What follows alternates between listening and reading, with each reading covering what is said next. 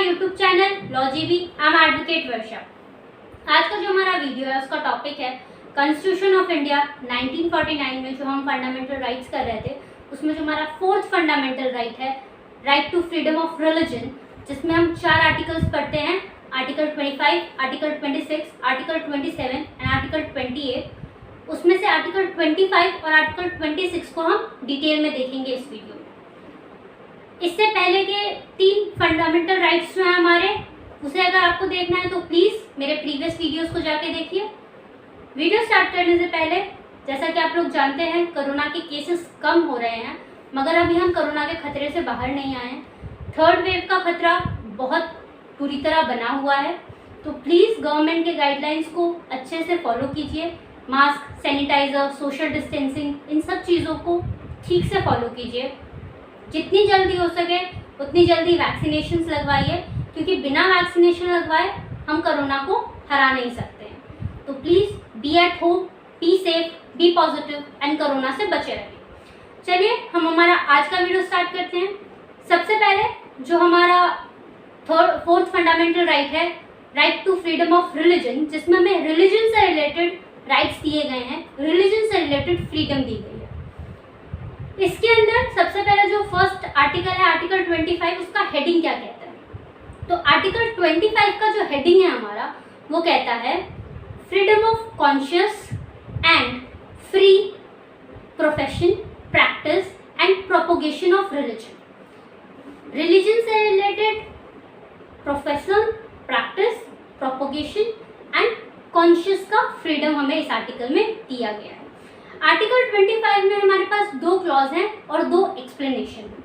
1 bye 1 देखते हैं। जो हमारा फर्स्ट क्लॉज है आर्टिकल 25 का, वो कहता है कि subject to public order, morality and health all persons, यहाँ पे ऑल पर्सन, हर पर्सन की बात की गई है, that all person are equally entitled to freedom of conscious and right to freely profess, practice, propagate religion. इसमें जो 4 वर्ड दिए गए हैं इस आर्टिकल में, conscious, profess, practice and propagate, इन चारों वर्ड्स के मतलब देख लेते हैं। जब बात हम कॉन्शियस की कर रहे हैं, ये सारा कुछ रिलीजन से रिलेटेड है, तो जब बात हम कॉन्शियस की करते हैं तो कॉन्शियस मतलब इनर बिलीफ, मोरली जो हमें सही या गलत लगता है, जो मोरली हम फील कर पाते हैं, मोरल सेंस जो है हमारा, प्लस जो हम इनरली जो हम बिलीव कर रहे हैं, हमारे अंदर जो चलता है, तो उसे कॉन्शियस कहा जाता है। तो कॉन्शियसली हम किसी भी रिलीजन पे बिलीव कर सकते हैं, किसी भी रिलीजन को अडॉप्ट कर सकते हैं। हम जिस भी रिलीजन के बारे में फील करें, जिस भी रिलीजन को हम चाहें अडॉप्ट करें कॉन्शियसली, और उसे फॉलो कर सकते हैं। गॉड के साथ हम जैसा रिलेशन चाहें वैसा रिलेशन बनाने का हमें फ्रीडम दिया जाता है, फ्रीडम ऑफ कॉन्शियस में। जब बात हम इसके बाद करते हैं प्रोफेशन, प्रोफेस की, तो जब रिलीजन को हम प्रोफेस की बात करते हैं, इसका मतलब होता है कि जो हम इनरली फील कर रहे हैं, जो हमारा बिलीफ है, जिस भी रिलीजन को हमने अडॉप्ट किया है अपने बिलीफ के बेसिस पे, जिस भी रिलीजन को हम फॉलो कर रहे हैं अपने बिलीफ के हिसाब से, उस रिलीजन के बारे में हम बता सकते हैं कि भाई हम इस रिलीजन को इस तरीके से बिलीव करते हैं, इस रिलीजन पे मेरा बिलीफ है, मैं ऐसे इसे अडॉप्ट कर रहा हूँ। ये हमें राइट दिया गया है आर्टिकल 25 के क्लॉज 1 में। इसके बाद आता है प्रैक्टिस। तो जब हम बात प्रैक्टिस की करते हैं, तो हर रिलीजन के अपने कुछ रिचुअल्स होते हैं, अपने कस्टम्स होते हैं। तो प्रैक्टिस के अंदर जिस भी रिलीजन को हम अडॉप्ट कर रहे हैं, या जिस भी रिलीजन पे हमारा बिलीफ है, उस रिलीजन के जो भी रिचुअल्स, जो भी कस्टम है, उसे प्रैक्टिस करने का हमें राइट दिया जाता है आर्टिकल 25 क्लॉज 1 में। उसके बाद आता है प्रोपोगेट। तो आर्टिकल 25 के क्लॉज 1 में जिस भी रिलीजन पे हमें बिलीफ है, जिस भी रिलीजन को हमने अडॉप्ट किया है, उसको प्रोपोगेट करने का भी राइट दिया गया है। उसे हम लोगों के बीच में जाकर के प्रमोट कर सकते हैं, उसके बारे में लोगों को जागरूक कर सकते हैं, उसका प्रचार कर सकते हैं, उसका प्रमोशन कर सकते हैं। हम लोगों को जा करके जिस भी रिलीजन पे हमारा बिलीफ है, उस रिलीजन के पॉइंट्स बता सकते हैं कि ये रिलीजन क्यों अच्छा है, क्यों लोगों को इसे अपनाना चाहिए। मगर जब बात प्रोपोगेट की आती है तो एक बहुत इंपॉर्टेंट पॉइंट ये है कि हमें राइट टू प्रोपोगेट दिया गया है, हम उसको प्रमोट कर सकते हैं, उसका प्रचार कर सकते हैं, मगर किसी को फोर्सफुली ये नहीं कह सकते कि भाई ये रिलीजन ऐसा ऐसा ऐसा है और आप तो इसी रिलीजन को फॉलो कीजिए। हम किसी को फोर्सफुली उसे फॉलो करने के लिए नहीं कर सकते, किसी को फोर्सफुली उस रिलीजन में कन्वर्ट नहीं करवा सकते। हम सिर्फ प्रोपोगेट कर सकते हैं, उसका प्रचार कर सकते हैं, प्रमोट कर सकते हैं। तो freedom of conscious, then free profession, practice and propagate का राइट हमें आर्टिकल 25 के क्लॉज 1 में दिया गया। उसके बाद आता है हमारा आर्टिकल 25 का क्लॉज 2, जिसमें कहा गया है कि जो राइट, जो फ्रीडम हमें आर्टिकल 25 में रिलीजन से रिलेटेड दिया गया है, आर्टिकल 25 के क्लॉज 1 में हमें रिलीजन से रिलेटेड दिया गया है, वो अफेक्ट नहीं करेगा जो भी लॉज ऑपरेशन में है एग्जिस्टिंगली, प्रेजेंटली उन लॉज पे, प्लस स्टेट के पास भी राइट है कि वो कोई भी लॉज बना सकता है।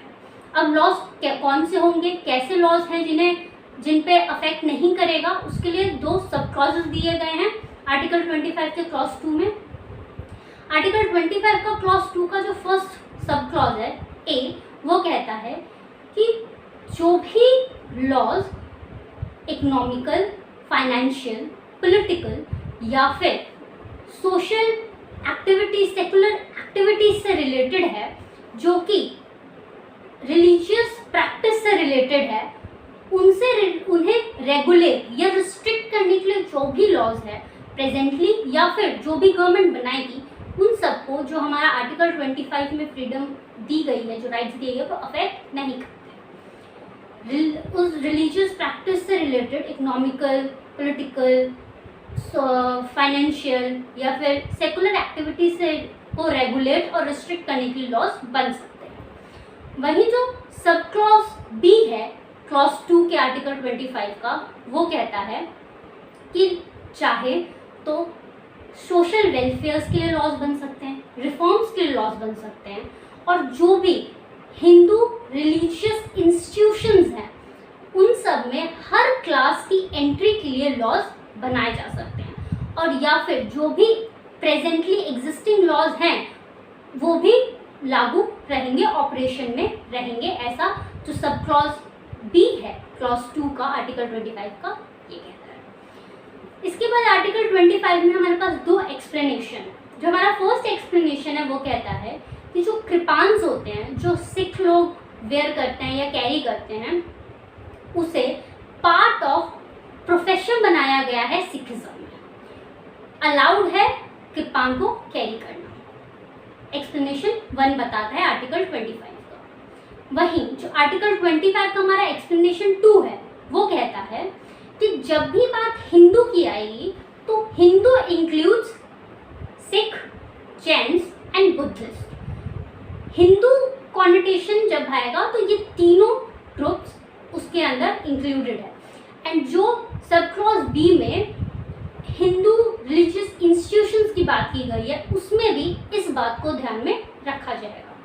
तो जो हमारा आर्टिकल 25 है जो हमें फ्रीडम देता है of conscious and freedom rights दिए गए हैं related to profession, practice and propagation, ये हमारा आर्टिकल 25 कहता है। इसके बाद आता है हमारा आर्टिकल 26। तो आर्टिकल 26 क्या कहते हैं देख लेते हैं।